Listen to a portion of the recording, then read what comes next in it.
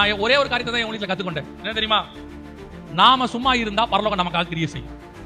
நாமளே கிரியை செய்யணும் முடிவு பண்ணா பரலோகம் ஓரமா நின்னு பார்க்கும். நீ என்ன பண்ணணுமோ பண்ணணும்னு சொல்லி அமைதியா இருந்து தோத்து போனவங்க யாருமே கிடையாது. பரலோகம் நமக்காக வழக்காடும், இறங்கி வேலை செய்யும். ஐயோ அவங்க அநியாயமா பேசுறாங்க, பேசட்டும்.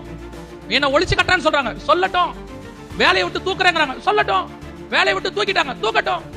அடுத்து இதை விட பெரிய வேலையை கொடுத்து அவனை கொண்டு வந்து முன்னாடி நிக்க வைக்க கர்த்தர் வல்லமை உள்ள தேவனாய் இருக்கிறார். தேவன் நினைச்சார். இப்ப பாருங்க, போத்திபார் தூக்கி உள்ள போட்டாச்சு. போத்திபார் தான் ஜெயிலர், தூக்கி உள்ள போட்டார். எங்க வீட்லயா இப்படி பண்ண? இந்த உள்ள போ, எவன் உன்னை வெளியே எடுக்கிறான்னு பாக்குறேன். ஓ அப்படியா? என்ன மீறி உன்னை ஒருத்தர் வெளியே எடுக்க முடியுமா? ஓ அப்படியா? போட்டாச்சா? வேலை முடிஞ்சா? போத்திபார் வீட்டுல போய் தூங்கிட்டீங்களா? இப்ப நாளைக்கு காலையில நீங்க யோசேப்பை பார்க்க வாங்க. நான் ஏன் வரணும்? நீ வாடா. எதுக்கு வரணும்? அரிசி வேணும்னா வா. யோசேப்பு எங்க இருக்கிறாரு? பார்வோனுக்கு பக்கத்துல உட்கார்ந்திருக்காரு.